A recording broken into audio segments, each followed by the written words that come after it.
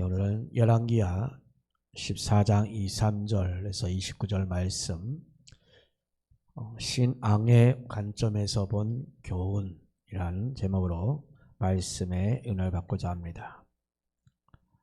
자, 오늘 본문 말씀은 이스라엘이 그 여로보암의 왕의 통치에 대해서 이야기하고 있습니다.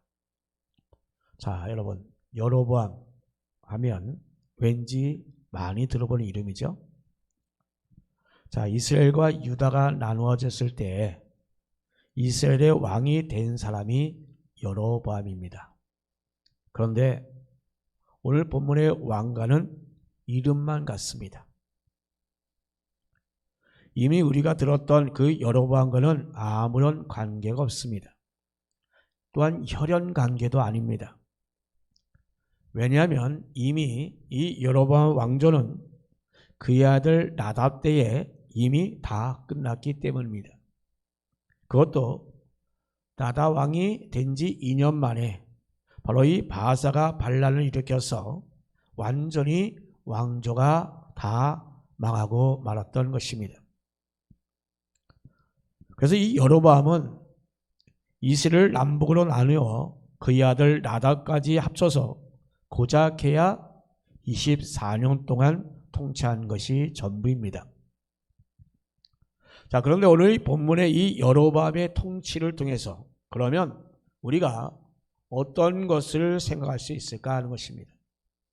오늘 본문을 통해서 우리는 신앙의 관점에서 바로 이 여로보암의 통치는 어떠한 것들을 생각할 수 있는가에 대해서 우리가 생각해 보고자 합니다.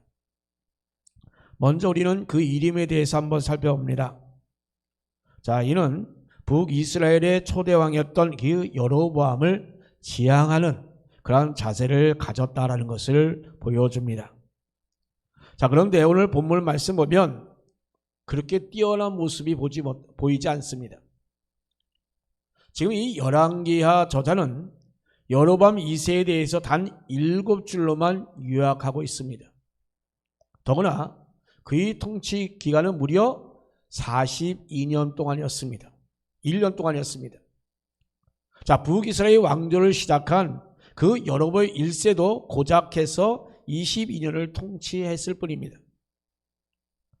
자, 여러분, 적어도 그가 존경하는 인물로 여겨서 이름을 딴 여로보암 1세보다도 지금 이 2배나 오랫동안 그런 통치하였습니다.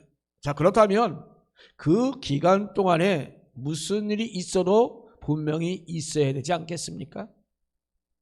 그런데 뭔가 나타날 만한 것이 보이지 않았기에 하나도 나타나지 않았다는 것입니다. 자, 왜 그랬을까요? 우리는 이런 기록 방식 자체가 바로 우리에게 어떤 메시지를 던져주는가에 대해서 우리는 봐야 합니다. 자, 먼저 그 해답은 아주 단순하게 나와 있습니다. 열왕기상 14장 24절 말씀 보면 아주 철저하게 여로보암의 길로 갔다라고 이렇게 밝히고 있습니다. 자, 여로보암의 길은 뭡니까? 여로보암의 길은 우상 숭배하는 그 길을 의미합니다. 그리고 하나님의 율법을 떠났다는 것을 의미합니다. 자, 사실 이 열왕기서 저자가 일부러 그런데 간과한 것이 있습니다. 자, 그게 뭐냐? 지금 여로보암 2세의 그 통치 안에서 지금 이스라엘은 정말 놀랍게도 영토를 확장하였습니다. 자, 여로보암이 영토를 회복하되 바로 하맛 어귀에서부터 아라바 바다까지 했다라고 했습니다. 자, 이것은 이미 남부 왕조로 갈리기 이전에 바로 솔로몬이 세운 그 국경과 거의 일치하는 그러한 지역입니다. 자, 그러니까 지금 이 여로보암은 영토를 확장하는 면에서 아주 성공적이었습니다. 영토 확장은 어떻습니까? 강력한 군대가 있어야 합니다. 그렇게 강력한 군사력을 가지고 있어야 합니다. 그러나 지금 이 열왕기 저자는 그런 언급에 대해서 전혀 하지 않았습니다. 자, 여러분, 세상의 그 역사가로 한다면 당연히 여기에 대해서 최대의 관심사를 아마 가졌을 것입니다. 그런데 이 열왕기 저자는 그렇지 아니했다라고 했습니다. 오히려 이런 것들을 다 간구하고 나서 아주 짧게 바로 이 여로보암의 2세의 그 생애를 서술하고 있는 것을 보게 됩니다. 자, 여러분, 우리는 지금 이런 역사적 서술에 우리 분명한 관심을 가져야 합니다. 즉, 저는 여러분의 인생도 결국은 몇 줄의 글로 정리될 수 있다는 사실입니다. 그게 무슨 말이야? 여러분, 신앙의 아름다운 그런 모습이 정말로 넘쳐서 그 넘치는 것들로 말미암아 후대에게 영향을 줬다고 한다면 많은 기록이 아마 남겨질 것입니다. 그러나 아무런 유익을 끼치지 않았다면 그것은 한 줄로 요약될 수밖에 없을 것입니다. 자, 이처럼 이 여로보암은 바로 이 여로보암을 따라 우상 숭배로 간 자다라고 이렇게 소개하고 있습니다. 이게 뭡니까? 이 세상의 유익을 따라간 자다라고 이렇게 한 줄만 남겼던 것입니다. 우리 인생이 여러분 정말 세상을 향하고 있지는 않은지 여러분 한번 돌아보시기 바랍니다. 자, 우리는 또 여기서도 한 가지 생각할 것은 이 요아스의 아들은 왜 이 여로보암의 2세를 지칭했을까 하는 것입니다. 자, 우리는 이 세상에서 아무리 세상적인 그 성공을 이뤘다 하더라도 바로 여호와를 바로 온전히 바라보지 못한 자를 우리는 롤 모델로 우리는 삼을 수 없습니다. 우리는 성도이기 때문에, 그죠? 무언가 나의 롤 모델로 삼는다면 나름대로 어떤 신앙적인 그 위인을 우리 한번 생각해 볼 필요가 있습니다. 그래서 부족하더라도 신앙의 위인이 걸어간 그 하나님을 바라보는 그 삶을 우리는 지향해야 될 줄로 믿습니다.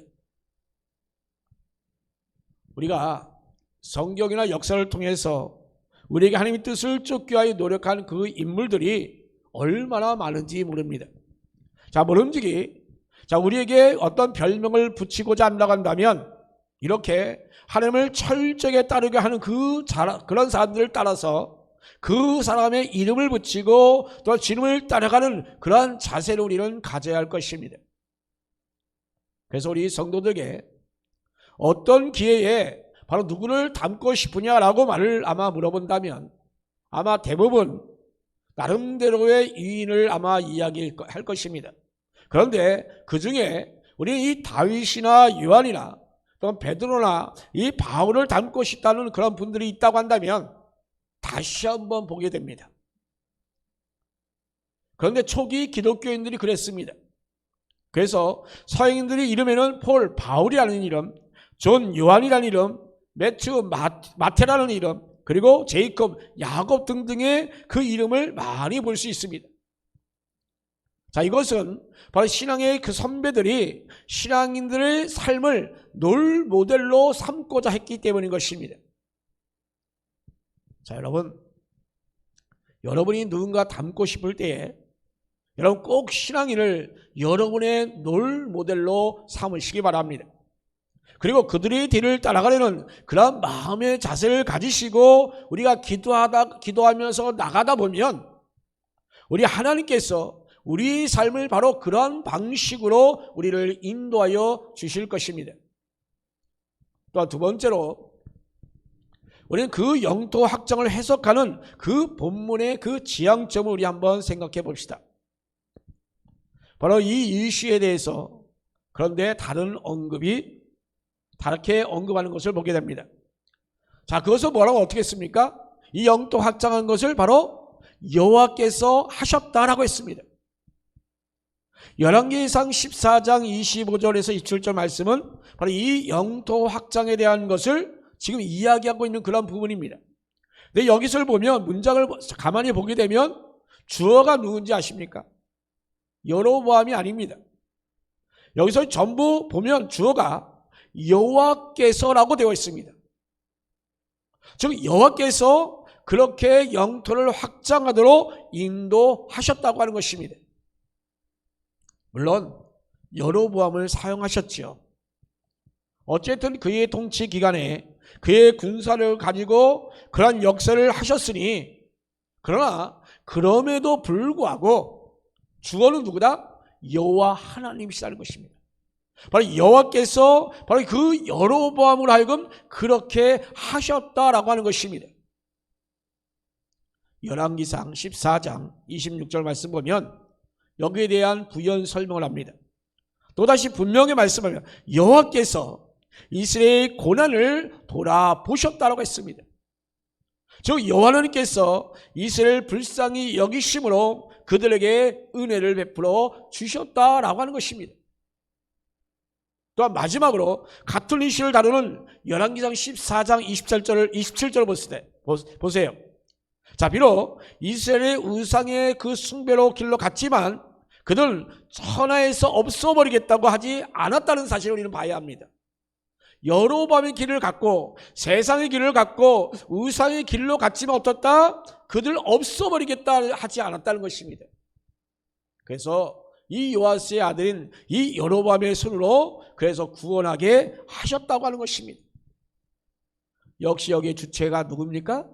바로 여호와 하나님이십니다. 바로 여호와 하나님께서 그렇게 하셨다라고 하는 것입니다. 사랑하는 성도 여러분, 우리는 여기서 정말 중요한 것을 보게 됩니다. 그것은 바로 이스라엘에게서 일어난 놀라운 일들, 그리고 좋은 일들은 바로 그들이 죄인이 아니라서가 아닙니다. 그들은 르바시 아들이요 여로보암의 그 길로 갔기 때문에 결코 하나님께서는 기뻐하지 않았을 것입니다. 그럼에도 불구하고 그들에게 여전히 하나님의 사랑이 나타나고 있음을 우리가 보게 됩니다. 자, 여러분, 우리는 죄인에게도 이렇게 하나님의 은혜가 있음을 우리가 보게 됩니다. 굳이 따지자면 이 유다와 이스라엘을 놓고 봤을 때 여러분 어떻습니까? 우상 숭배의 길로 갔던 그 북이스라엘을 바로 배역한 길이요, 바로 그들의 그 왕조가 어땠느냐? 바로 이것은 망할 그런 나라다 라고 하면서 이스라엘의 하나님의 그 언약이 그들에게 은혜가 미치지 않아야 된다라고 우리는 분명히 얘기할 수 있을 것입니다. 그러나 그럼에도 불구하고 하나님께서는 이 북이스라엘에게도 은혜를 거두지 않았다고 하는 것입니다. 물론 유다를 구원하신 그 역사는 아주 질적으로 다른 것 차원인 것입니다. 그러나 그럼에도 그건 역시 마찬가지로 하나님의 그 은총이라 나가는 이 점을 우리는 분명히 봐야 합니다. 여러분, 그런데 우리는 어떻습니까? 그저 흑백으로만 보려고 합니다. 유다는 흥해야 되겠고, 그리고 죄의 길로 유상숭배의 길로 갔던 이스라엘은 망해야 한다라고 우리가 생각할 수 있을 것입니다. 그러나 그것을 정하신 분은 오직 여호와 하나님밖에 없습니다. 우리가 판단하는 문제가 아닙니다. 우리가 그것을 정할 수는 없습니다. 우리 하나님께서는 이스라엘에게도 은혜를 주셨고, 그러나 또한 그들을 또한 견고하게 세우는 그 모습을 우리가 또한 허락하기도 했습니다. 자, 이를 바로 일반적으로 일반 은총이라고 말합니다. 즉 하나님께서 믿지 않는 자에게도 베푸시는 그 은혜를 말합니다. 이것이 있기에 지금 이 세상은 그래서 운영되는 것입니다. 그래서 믿지 않는 자, 우상 숭배하는 자에게도 오늘날도 바로 이런 하나님의 은혜가 임한다는 사실을 우리는 알아야 합니다. 그래서 그들이 잘 나간다고, 그들이 정말 부하다고, 여러분 왜 하나님 왜 그러십니까? 그것은 우리가 따질 일이 아닙니다. 그러나 우리 믿는 자는 하나님 떠난 자가 망해야 한다고 단정 지을 것이 아니라, 여러분 그들에게도 하나님의 은혜가 있음을 우리는 분명히 생각해야 합니다. 자, 그들이 비록 구원받을 정도의 그 은혜는 경험하지 못했다 할지라도 하나님의 은혜 때문에 그들이 살아간다고 하는 점을 우리는 기억하시고, 그들에게 저주와 정죄가 아니라 그들에게도 하나님의 그 은혜가 풍성해지기를, 그래서 그들 가운데서도 다소 누구라도 얼마만큼이라도 구원의 은총이 있기를 여러분 기도하는 그 자세가 저와 여러분 가운데 있기를 바랍니다. 그게 바로 우리 믿는 자들이 가져야 될 자세인 줄로 믿습니다. 비록 이 세상은 여로보암의 그 길로 가더라도 우리 그리스도인들은 그러한 세상을 위해서 우리는 기도해야 될 줄로 믿습니다. 즉 여호와의 그 구원의 복음을 우리가 간구하면서 그렇게 은혜를 달라고 우리는 분명히 은혜를 해 주시옵소서라고 우리는 기도를 해야 합니다. 바로 이렇게 기도할 때 우리 하나님께서는 바로 우리에게도 그리고 세상을 향하여 긍휼을 베풀어 주실 줄로 믿습니다. 또한 여러분, 하나님을 떠나는 길이 아니라 바로 언약의 그 약속의 복이 우리에게 임한다는 이 사실을 우리가 믿으시고 살아가시는 저와 여러분 되기를 예수님의 이름으로 축원합니다.